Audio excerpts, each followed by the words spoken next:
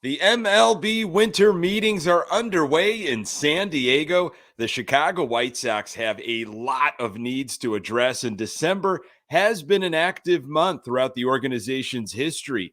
Some names have already shuffled around, but who could the White Sox target, and why does Michael Conforto's name continue to pop up? Jacob deGrom got how much from the Texas Rangers? That is a deal that a White Sox fan can't even fathom. You are Locked On White Sox, your daily Chicago White Sox podcast. Part of the Locked On Podcast Network, your team every day.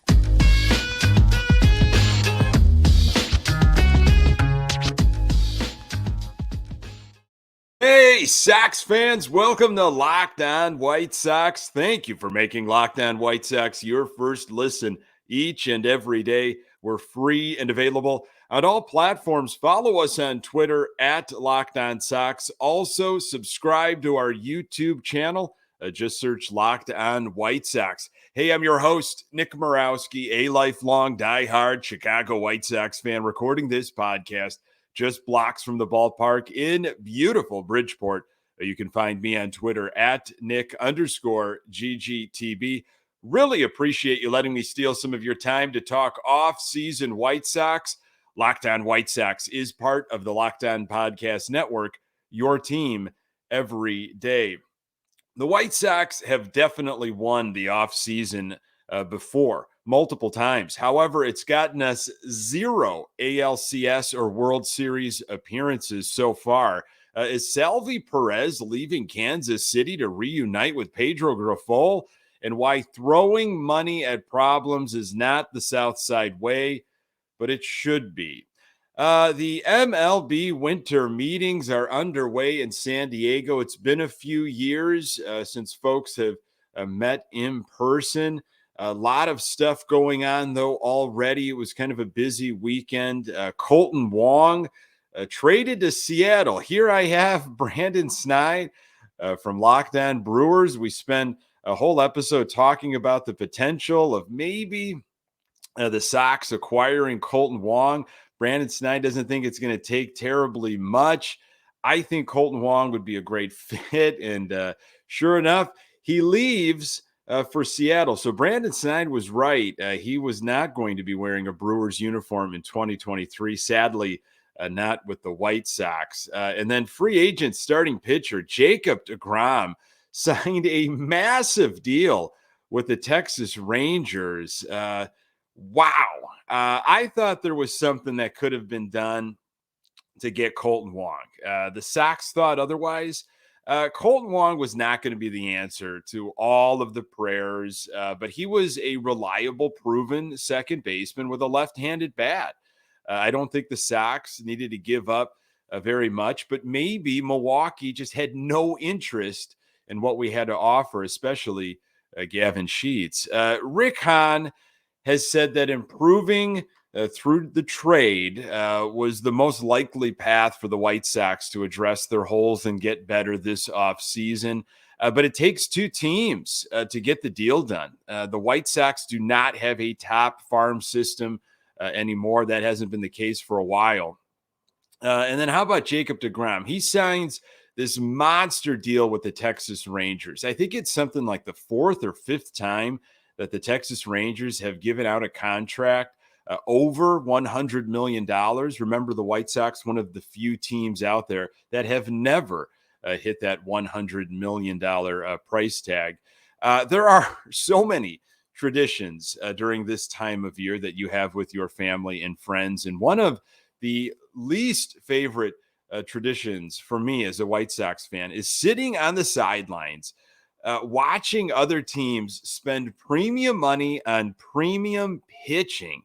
The White Sox were not in on Jacob deGrom, obviously, and are not in on any other premium starter because the White Sox do not spend money on starting pitching. They just don't.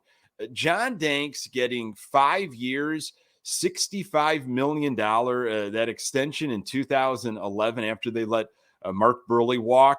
That's got to be the richest contract the White Sox have ever given out to a pitcher. And that was after an unimpressive 2010 by John Danks. Maybe the Texas Rangers, they spend stupid money. The Phillies owner Middleton has talked about that in the past, that, maybe they're just going to spend stupid money and throw money at problems. Maybe the Astros are crazy for giving Abreu $60 million for 3 years. And that Aaron Judge contract, whenever that happens, is going to be so outrageous that White Sox fans, they won't be able to comprehend the monetary details. The numbers are going to be so big for a White Sox fan's brain. It's going to explode. But, I don't know about you. I get so envious of other teams spending premium money and premium talent and filling their needs. While the White Sox, during this time of the year, they put these self-imposed limitations on themselves. So this is the first, in-person winter meetings in several years, and the White Sox need to be busy. I don't know how they're going to do it, but they're obviously going to have to get creative. I saw an article by Ken Rosenthal and Andy McCullough in the Athletic recently entitled MLB Pressure Watch, 10 names under the most scrutiny at the winter meetings. And in this article, there were some players mentioned, but several general managers were mentioned in the article, as well as a few president of baseball operations. Jed Hoyer was mentioned with the Chicago Cubs in the article. There was no mention of Rick Hahn in the article. And I think there are fans that are a little surprised by that. I kind of was surprised by it. The White Sox grossly underperformed in 2022. Rick Hahn finally got the opportunity to hire his own manager. The roster has a ton of holes. How will Rick Hahn take advantage of a team that still has a lot of talent, but needs some extra pieces to bounce back at the top of the AL Central? A question that pops up quite a bit, especially during this time of year, is how does Rick Hahn still have his job? And I think to answer that question, you have to figure out, what are the expectations of his boss, Jerry Reinsdorf? That's the real question. If Jerry's expectations are so low because of the financial limitations he sets, and he does not expect Hahn to work miracles, he just wants maybe just a competitive team, then why would Rick Hahn's job be in jeopardy? We have fans that have been pleading with the Sox to be serious, for money to be spent, for Hahn and even Williams to be gone. But what if Jerry Reinsdorf truly does not care how successful the Sox are in the standings? He just cares about if the Sox continue to make money. So as we wait for the Sox to make a move these winter meetings, and we wonder, why does Rick Hahn still have his job? I'm wondering, what are the realistic expectations, the hopes and dreams of Jerry Reinsdorf for the Chicago White Sox? The fact that Hahn has kept his job for so long, one can only assume Jerry's expectations are much, much lower than ours.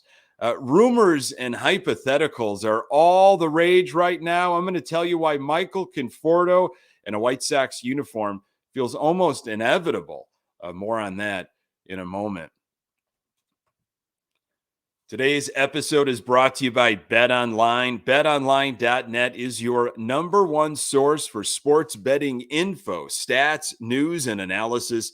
Get the latest odds and trends for every professional and amateur league out there, from football to basketball to soccer and esports. We've got it all at BetOnline.net. And if you love sports podcasts, and I'm sure you do, you can find those at BetOnline as well. We're always the fastest and easiest way to get your betting fix. Head to the website today or use your mobile device to learn more. BetOnline, where the game starts. It's that season once again.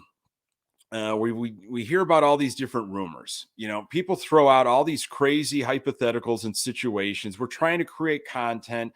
And, in terms of the White Sox, if we are to believe Rick Hahn and they are going to be active via trade, well, maybe everybody, nobody's off limits, right? Everybody should be involved, and names are flying around. There's one name that is in our division from the Royals. We've seen this player quite a bit. He's played pretty well against the White Sox. Salvy Perez. Ken Rosenthal of The Athletic was speculating that the White Sox could be interested in Salvador Perez due to the Pedro Grifol connection. We've talked about on this podcast how highly Salvador Perez respects Pedro Grifol in a way that's beyond kind of my rational thinking. And the fact that Pedro Grifol did not get that managerial job in Kansas City and he has come to the Chicago White Sox, could perhaps that motivate Salvy Perez to come to the Sox? You know, we heard about the Sox kicking the tires on Sean Murphy in Oakland. Sox are maybe looking at that catcher position. They desperately have to. I mean, they really have to make a serious, a serious decision, beyond Yasmani Grandal. So Ken Rosenthal kicked some things around in this blurb in this article, ultimately said a trade is it's not likely. It's you never know, but it's probably not going to happen. The Royals not inclined to move Salvador Perez, and certainly not to a team in their division, he says. Perez is the last player remaining from that 2015 World Series championship squad.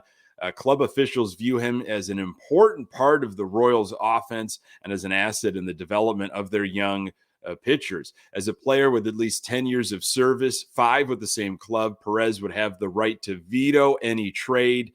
Teams are not even bothering to ask the Royals about him, Major League sources say. Royals catcher MJ Melendez is drawing interest, but he hit 18 home runs as a rookie, also plays left and right field, and is under club control for 5 more years. The Royals probably not inclined to move him either. Just an interesting situation there, Perez and the Pedro Grifol connection. And then you've got the Michael Conforto stuff. This is Michael Conforto's season. Scott Boras is going to get this guy paid somehow, some way. We have heard about Michael Conforto last offseason before we knew about his shoulder issues. Again, he did not play at all in 2021 due to an injury, due to shoulder surgery. This was Jim Bowden in The Athletic recently. He had an article entitled MLB Hot Stove, Matchmaking, a Free Agent Fit for All 30 Teams Ahead of the Winter Meetings. And with the Chicago White Sox, you guessed it, Jim Bowden matched up outfielder Michael Conforto, made a prediction of a 2-year, $34 million contract with a player opt-out after year 1. This isn't the first time, we've talked about Michael Conforto here on Locked On White Sox. You have heard his name tossed around quite a bit since the season ended. An outfielder, a lefty bat. Again, what does he have? I'm not terribly, motivated by Michael Conforto. I don't know what he's got left. He missed the entire season last year, but for some weird reason, that feels very White Sox to go after Michael Conforto. The obsession over a lefty bat, which we do need some balance in the lineup, corner outfielder, he fits that. This is what Bowden had to say. The White Sox lost Jose Abreu in free agency, as expected, which allows them to move Andrew Vaughn to first base and use Eloy Jimenez as the DH most of the time. They could use another left-handed bat to better balance their lineup, even with outfielder Oscar Colas, a left-handed hitting top prospect expected to make the team in 2023. Conforto is a perfect fit for the White Sox in the other outfield corner. He has 20 to 25 home run power and is a solid defensive player. Conforto missed the entire 2022 season after having right shoulder surgery in April. And I could see the White Sox signing him to a value type short-term deal. That's a classic White Sox deal, right? A value, something on the cheap. So again, Michael Conforto plays corner outfield, lefty bat. A lot of question marks, right? Just like this Mike Clevenger situation, a lot of question marks with Conforto. That seems right up the White Sox alley. Keep watch on that. And then rumblings about trading Lucas Giolito to the Tampa Bay Rays for second baseman Brandon Lowe. Trading with the Rays is always dangerous. However, getting Brandon Lowe would check a much needed box. But how are the Sox going to fill the void of Giolito? I know there are folks completely down on Giolito and have no problem parting ways. But the White Sox will need to make up for those innings, and I don't think they're going to spend money to do it. That's for sure. Are the Sox better with having Davis Martin or Jimmy Lambert or even Ronaldo Lopez in that roster spot? Bradford Doolittle of ESPN, along with David Schoenfield, wrote about this situation, this rumor, or this potential happening. They said Giolito is a good pitcher and a team leader in the White Sox clubhouse, a strong bounce back candidate after a lackluster 2022 campaign, and somebody Chicago should think seriously about extending. Without that extension, though, Giolito will be a free agent after next season, which is why he's on trade candidate lists in the first place. Meanwhile, I love the fit for Lowe, provided his defense holds up in a post-shift world at the Keystone and that he's healthy after an injury-riddled 2022 season. Well, that sounds right up the Chicago White Sox alley. He would add another lefty bat to balance a White Sox lineup that still figures to tilt toward righty hitters. He adds power to a team that struggled. He hit the long ball consistently in 2022. All right. I mean, hey, it'd be nice to answer that second base problem. Do we have to trade for it? Stop borrowing from Peter to pay Paul. If the Sox want a quality second baseman or a right fielder, spend some money. But this is where we are as a franchise and as a fan base.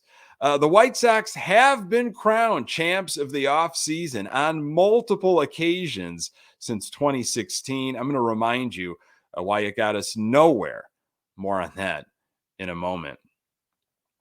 Today's episode is brought to you by Simply Safe. At Locked On White Sox, we believe home should be where you and your family feel safest, especially over the holidays. This season, give yourself the gift and your family the gift of peace and protection with the #1 rated home security system, Simply Safe. And right now, Simply Safe is offering Locked On White Sox listeners 40% off a new security system. But don't wait on this offer. Simply Safe is whole home security with advanced sensors for every room, window, and door, HD security cameras for inside and out, smarter ways to detect motion that alert you only when a threat is real, and even hazard sensors that detect fires, floods, and other threats to your home. 24/7 professional monitoring service costs under $1 a day, less than half the price of traditional home security systems. With the top-rated Simply Safe app, stay in complete control of your system. Arm or disarm, unlock for a guest, access your cameras, or adjust system settings anytime, anywhere. Don't miss your chance to save big on this award-winning system. Get 40% off any new system at simplysafe.com/LockedOnMLB today. That's simplysafe.com/LockedOnMLB. There's no safe like Simply Safe. Hey, December happenings. So November, usually a quiet month for the Chicago White Sox. December, much more active. You can tie that in, of course, with the winter meetings. You know, sometimes these conversations just start during the winter meetings and we don't see the fruits until later in the month or even into January. We've seen that over the last several years. Adam Dunn, we just missed an anniversary for Adam Dunn, December 2nd, 2010. How about that? Sox signed Adam Dunn to a 4-year, $65 million deal. I, for one, want to forget about the Adam Dunn era, but that went down just a few days ago in 2010. How about Sox acquiring Nomar Mazara? Talk about that corner outfield situation. Left-handed bat. He hit that big home run when he was a Ranger. Maybe off of Ronaldo Lopez. I felt like it went maybe 500 feet. And then that offseason, the Sox were like, we definitely need to have Nomar Mazara on the team. That has happened in December recently. Edwin Encarnacion, how about that name? Adam Eaton has been traded in December and then signed as a free agent a few years later. We're going to talk more about him later this week. Todd Frazier, Jeff Samardzija, remember that big trade? David Robertson, Melky Cabrera, Ivan Nova. That was a big move for the Sox, bringing in Ivan Nova during a December several years back. Yonder Alonso and John Jay instead of Manny Machado. Who could forget that? Lance Lynn, probably one of the bright spots that happened several years ago in December via the trade. And of course, the big Chris Sale trade to Boston, essentially, for Yoán Moncada and Michael Kopech. We'll get to that anniversary on the next episode. That has really set the tone since 2016 of what's been going on and what hasn't been going on for the Chicago White Sox. Folks, thank you so much for making this podcast part of your daily routine. You can find the Locked On White Sox podcast absolutely everywhere you find your podcasts. We're on Twitter at Locked On Sox. You can find me on Twitter at Nick_GGTB. And you can find the Locked On White Sox podcast on our YouTube channel. Just search Locked On White Sox. Thank you for making Locked On White Sox your first listen. For your next listen, check out the Locked On Sports Today podcast, the biggest stories of the day, plus instant reactions, big game recaps, and the take of the day, available on the Odyssey app, YouTube, and wherever you get your podcasts. Coming up on the next episode, I'll continue to look at off-season scenarios for the White Sox as the Pedro Grifol era moves full steam ahead, and these winter meetings continue. Also, going to remind us of that big Chris Sale trade 6 years ago. Really appreciate you making time for the Locked On White Sox podcast. I'm Nick Morawski, and until next time, go Sox.